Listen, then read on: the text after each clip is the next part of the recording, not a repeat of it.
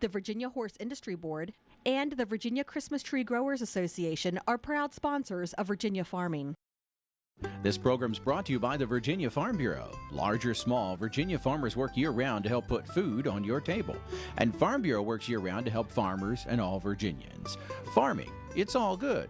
To learn more, go to vafarmbureau.org. Hi everybody, welcome to Virginia Farming. I'm Amy Rocher. Today we're visiting Randolph Farm on the campus of VSU and also Shirley Plantation.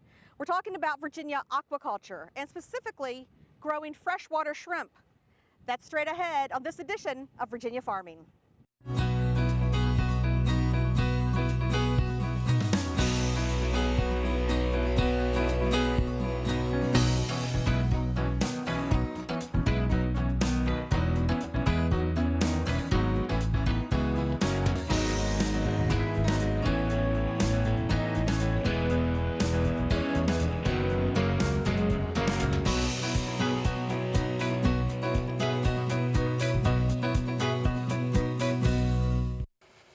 Today we're in Petersburg, Virginia, and we're visiting Randolph Farm, part of the campus of Virginia State University.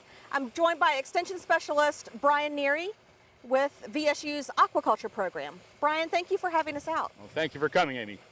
This part of the campus is gorgeous. Ponds everywhere. So it's part of a 415-acre demonstration research facility here where we look at alternative agriculture for the Virginia farmers. So, first of all, define aquaculture for me. Well, simply taken, aquaculture is farming in waters. Farming the waters, freshwater, marine environment. So we're working with freshwater environments here. So we're looking with the types of organisms that can be raised in fresh water. Why is aquaculture a good solution for farmers with limited resources? Well, one of the nice things about small farms is that if they have water resources, that aquaculture can be done by the individual. It's a good use of that resource at the farm. If they have a water resource that can be used for other things, irrigation, they can raise an aquatic organism in that pond at the same time, whether directly in the ponds or in cages in the ponds, so that an individual can do all the work by themselves. So it's not labor intensive, but it's not capital intensive either. So we have a shrimp pond behind us, but you have ponds for catfish and other fish. How many ponds total do you have here at Randolph Farm? We have 57 ponds here, and they range in size from 1/8 of an acre up to 1/4 of an acre, such as this pond here. I also noticed that the ponds all seem to be the same shape and size. And what's the purpose of that? Well, we try to have replications of those plots so that just like any type of land crop that you're raising, that we're doing one thing, change the feed, change the type of fish, and make that the variable so that the pond doesn't come into play. Same water, same type of soil, same water quality, because we aerate the ponds, as you can see by this aeration unit, so that optimum conditions are there, so we're testing for a specific thing. I want to talk a little bit about your water. Okay. How much water does each one of these ponds hold, and what is your water supply? Well, a 1-acre pond, which is the size of a football field, that's average depth of 3 feet, has about 1 million gallons of water. But we only use the water once. So the water that's lost through evaporation or seepage is all that we worry about. With shrimp production, though, most farmers who are tobacco farmers, they'll pump water from their reservoir ponds into their shrimp ponds, raise the shrimp. When they drain the ponds to harvest the shrimp, the water simply goes back into their reservoir ponds so they can reuse it over and over again. For someone who's looking to possibly become a shrimp grower, is it recommended they have a freshwater source? Yes, it is. The ideal, they can use well water is perhaps the best water to use, but any body of water that fish live in is suitable. And I say fish live in because you don't want to have water that is obtained from where there might be an effluent from another agricultural operation, a feedlot operation or so. We want to have as much control over the environment as possible. That's the selling point for aquaculture. You have quality water, you have quality feed, you have quality product, so the consumer gets the quality food to consume. You mentioned the shrimp being a tropical fish. how do you measure the water? How do you know what the water temperature is? And what do you do if it starts to get too cold? Well, we harvest them, but if I can bend down real quick, we can see this is a dissolved oxygen meter, and this meter will give me a direct reading of the temperature and the amount of oxygen in the pond.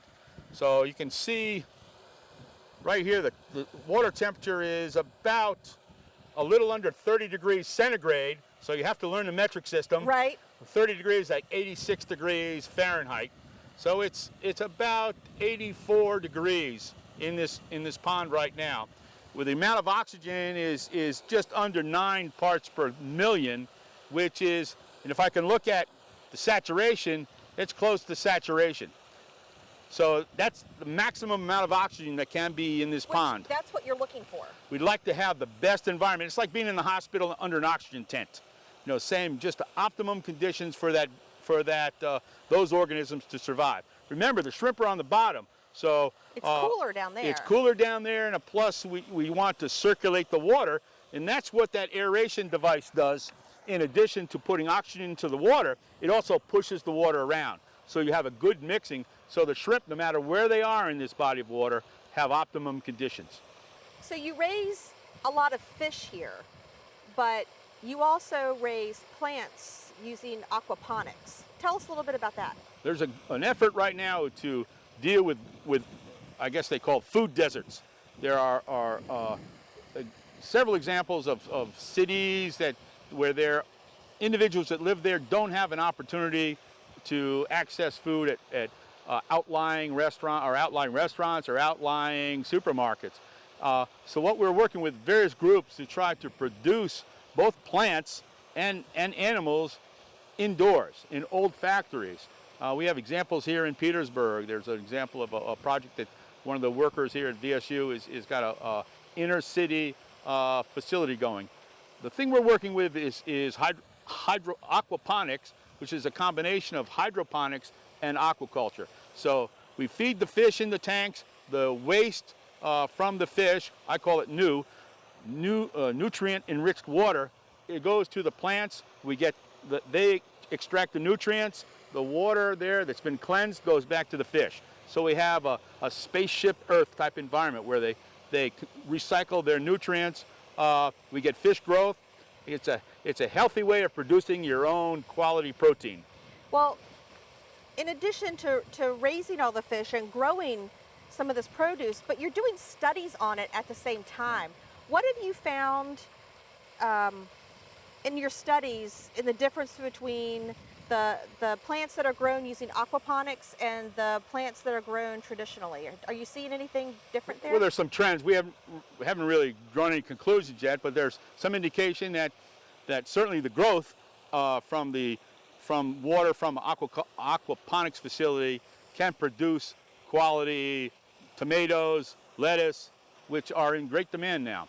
So your research, is that done just by extension specialists like you, or do students from VSU? Well, we're very fortunate here. We've got some visiting graduate students. They're from the country of South Sudan in Africa, the newest country in the world, and one of them is John Aloysius from South Sudan, who's doing work here, and he's working with bird predation. As you can imagine, we have concentrated fish in a pond, and we have birds that use this as training grounds for their family. So what he's working is various ways. One of his experiments is looking at various ways of controlling predation by either putting nets over the type of ponds or by using aquatic dye, and then he's comparing it with just a control. So it's a way of looking at it. And those ponds will be harvested in probably a month's time or so to see what type of survival exists. What's involved in the startup of growing shrimp? What would someone have to do if they want to get started? If you've got resources, if you have the land, the pond construction costs probably are up front. It probably costs like $5,000 to build a pond, but you can amortize that over 20 years, according to the IRS. So the cost is really, if you look at that, it comes out to be $250, Okay. I think. You've got your major cost in all types of aquaculture is your feed costs. But you get out of it what you put into it. So Right. usually the feed conversion for many fish, it's about 2 pounds of feed gives you 1 pound of growth. For shrimp, it's about 3 to 4 pounds of feed gives you 1 pound of growth. So, Okay. but the selling price is always, it's not how much you spend to get the prop, it's how much you sell it for. As Right. long as there's that difference, you've got it made. Now, shrimp production is a seasonal crop. They're tropical, so they have to go in June. They come out the end of September, football season, so there's an established market demand already. At that time, that pond can either be left fallow, or you can raise rainbow trout in that pond. So you can double crop that same pond. So take us through the process. You say you buy the shrimpy shrimp. Yeah, the initial thing to get shrimp production started, you would do one thing. You'd have your business plan. You have your site, your pond. You would contact a supplier of the juveniles, which is that half-inch freshwater shrimp. You say you'd like, when will they be ready? Typically, the nursery producer is going to harvest that all those shrimp because he raises them up to a certain size. They're all harvested at a certain date. All the farmers in the area go there to grab their shrimp, and then they stock them into their own pond. And this is the shrimp program is fairly new for VSU. How many farmers do you have participating? We've had up to 25 farmers in the state. It varies from year to year. This year we only have 8 because the economy, it's difficult we've gone from smaller operations to some larger ones. We've got farmers that are out for a while and come back in. An interesting phenomena is that some of these farmers who are tobacco farmers now have additional demand. They've been provided opportunities to grow more tobacco, and they've got the land and the equipment, so they're making an effort now to raise tobacco again. So it's just interesting that aquaculture doesn't really look at to stand alone. It's a supplement for each farming operation. So no matter what you do, you have an opportunity to make some supplemental income by aquaculture. And can you make good money with it? Like shrimp, can you make good money growing shrimp? If everything goes like on paper, you make good money. There's a learning curve associated with it, and certainly there's still money to be made, but you could make up to 100% of your costs back in 1 year. If we have any landowners or farmers who are interested in possibly starting to grow shrimp, who do they contact? They can contact me at Virginia State University or local county office. They can contact me, and we can get you in business and be a successful aquaculture person. Brian, thank you so much for having us out here today. It's been a real pleasure. Well, your viewers will certainly get involved in aquaculture now. Well, we hope so. But we're going to go visit one of your other growers, Charles Carter, over at Shirley Plantation next. Have a good trip. Say hello to Charles. Will do. Let's go to Shirley Plantation. So we've caught up with Charles Carter at the Shirley Plantation. Charles, this is your family-owned and operated plantation since the 1600s? Yes, indeed. Amazing. It's a gorgeous place here. Thank you.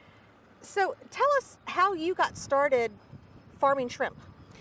Well, I was looking for something to put on smaller acres and would also be direct market, wouldn't have as much boom bust in the agricultural commodity sector, and came across shrimp. I also like them, like to eat them a lot. So Can't go wrong there, No, right? no. So how much, this is your pond here behind us. This is the only pond that you have dedicated Yes. right now, and how large is it? This is 2 acres surface water, and it's about a 3-acre footprint because you've got the dike, spillway, and all of that. This is a demonstration. This is our 2nd year, so it's a demonstration. I'm trying to get all my errors out in the 2 acres and not in 20 acres. Right, Yeah. right. It's a lot more learning process. Well, and it's manageable because it's smaller than, like you say, a 20 acres for corn or something like that. We just spoke with Dr. Nerrie, over at Randolph Farm. How much did VSU help you get started in this whole project? Quite a lot. Dr. Nerrie and VSU got me started on a lot of background information, putting together, general pond design, feeding, all of that. For example, we used barley this year. We planted it when the pond was dry over winter, and I wanted to try to get some more information on that. There's not a lot out there, and Dr. Nerrie was the one I pester with things like that. Also, how to prep the pond. When you pump water in, you want to get an algae bloom going, the right kind. Right. So, because that's what the shrimp feed on. Right. And Dr. Nerrie he gets all the tough questions. Well, that's great because you have support doing this, because this is a new business to not only Virginia, but really to the United States, because this is a tropical process. Yeah, these are giant Asian freshwater prawn. They're called shrimp, but they're slightly different. They got a few more appendages, but I think they taste better than shrimp. Of course, I'm biased. Well, that's my next question. What is the difference between the shrimp we get out of the ocean and these freshwater shrimp that we're growing here? Well, there's really three categories, and of course you have your fresh caught cold water shrimp. They can come from the Gulf, New England, and the U.S., or as far as Iceland and other places. A lot of what's sold as shrimp actually comes off of farms in South America and in Asia, and they can be saltwater shrimp or also some freshwater shrimp. And part of my thinking was, why do we have to bring it from half the world away? Why can't we grow it here? Well, you are growing it right here, and unfortunately the shrimp at this time of year are too small for us to see, but you've got 2 acres in this pond.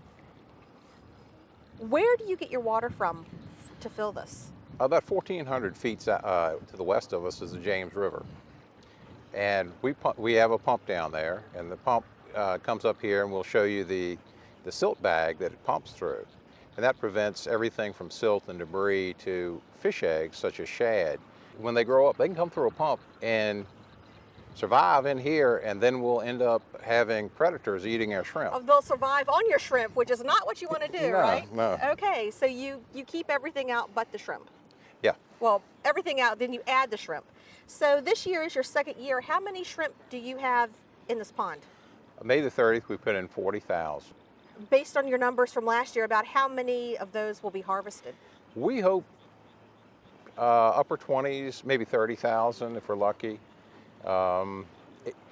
It's sort of a combination of the number of shrimp and the size of the shrimp, and there's some trade-offs. We would like to have a 50-gram shrimp, which is about 1.8 ounces. Okay. It's about a 9 to a pound. Okay. Yeah, that's with the head on. That's a nice size shrimp. Yeah, that's very nice. It's a live weight. When it's just the tail, it's about 50% the tail. So that would then be about 18, almost an ounce to a tail. So there's 40,000 shrimp in this pond. How do you feed them? What do you feed them? And how much do you go through in your growing season, which is about June to September? Right. Right? Well, the simple answer is, last year we hand-fed them a sinking catfish feed, which is made by a variety of companies. I know Purina has one, Southern States, a whole bunch of people. You can make your own. It's an extruded pelleted feed. It's got some barley in it. It's got soybean oil and quite a few other things. We were hand feeding. We take this, you probably might see this little John boat behind us, and we go out there and throw just a scatter of the feed, because they're cannibalistic and territorial. Yeah. So if you get out of your area and go over to the next guy's area because the feed fell over there, well, you might be in trouble. Yeah. Leads to a lot of unnecessary fighting, not good for production. So that's why we did that. This year, I'm trying to cut down on that labor cost, and we planted winter barley when the pond was dry after last year's harvest, and that provides feed for the shrimp. So currently, the shrimp are feeding on the algae that's growing on that barley. Correct. Right? And that's what they'll. At what point do you determine there's not enough algae to feed them anymore? We've got to start feeding pellets. Oh, we put down, basically I stole some old cooking trays from my wife, my lovely bride Lauren, who I hope won't kill me for this. But we put those down and we go out periodically and scatter some feed. If they clean up over the trays, Okay. then we pull the trays up very slowly. And if after 2-3 hours later there's still feed on the trays, they're not eating the feed, they've got plenty to eat. Okay. If the So it's a feed little starts test. disappearing, yeah, You know they're that they're hungry. Yeah. Okay, well, that makes perfectly good sense. It's a good way to do it, good way to test. At what point do you figure out that these shrimp are full size and they're ready for market? It's pretty much weather. The rate of growth slows as you get into cooler weather. And shrimp, this type of weather, they love it. It's 85 degrees in the pond. They're growing like wildfire. When you get into September, the water temperature actually starts cooling. You start getting some cooler evenings. And once you start dipping down below 80, 77 degrees, their rate of growth starts to slow down quite a lot. And then you run into the problem if you get an Indian summer and you try to push it too far into October, and you get a cold rain, 2-3 inches, they'll Right. all go burrow in the mud, and good luck getting them out. Aha. We don't like that, so we decided to have a shrimp fest September 19th. They've been growing like wildfire. They've only been in 19 days. They came in at 0.2 grams. We pulled a few out today, 1.8. So Wow. 9 times bigger in 19 days. Wow. That's look- amazing. Yeah. So you're doing something right. You must have learned something really good in your first year. Well, they're amazing animals, and I think we've got conditions right on a lot of it, and we're still learning. And hopefully, in 3 years, this is the second year. We're not going to be experts, but we'll be able to do a lot more. I want to talk about how you market your shrimp. Now, I don't know if you're doing it any differently last year than you did this year, but who purchases all these shrimp? Well, last year we had a sort of informal shrimp boil the day of with the people who came, and we invited all our friends and family. Now I find that I don't think I can get by a harvest without a shrimp boil. My wife and I, we know quite a lot of people into local foods, and that I don't think they'll let me get by without one. You started the precedent, right? Yeah, I've started something here. Maybe I can't stop. We sold the bulk of our shrimp to the Virginia Aqua Farmers Network. That was mostly wholesale. I focused primarily on production the first year. I figured I was going to have something to market, but I didn't know what I was going to have to market the first year. Now we know a little better. We did make some individual sales off of quite a lot of it.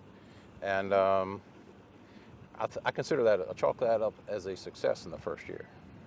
Absolutely. If you have something left to sell, then you've done something right. Do you have any words of advice for someone who might be looking to start growing shrimp? Call Dr. Nerrie, Virginia State. Come by here. We'd be glad to show you around. Tell you what the limit of what we know. The other thing is there's an amazing amount of data available online. Read, but go look at other producers. Go to conferences and talk to the people, because there can be, unsurprisingly, some conflicting information. Sure.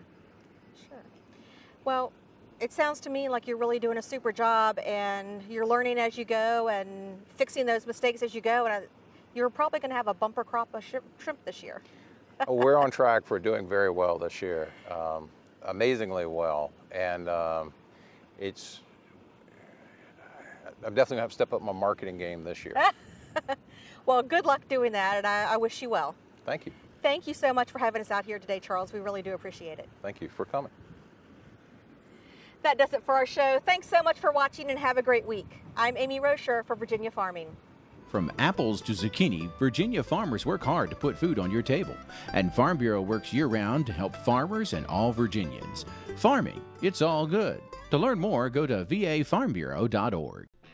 Check out Virginia Farming on Facebook. Virginia Farming's Facebook page is a great way to stay connected with Virginia agriculture. You might even find some humor there too. You'll find links to events and happenings all over the Commonwealth that are of interest to farmers and consumers alike. So connect with us and share your stories and photos with the Virginia farming community and keep up to date on all things agriculture. Virginia Farming on Facebook.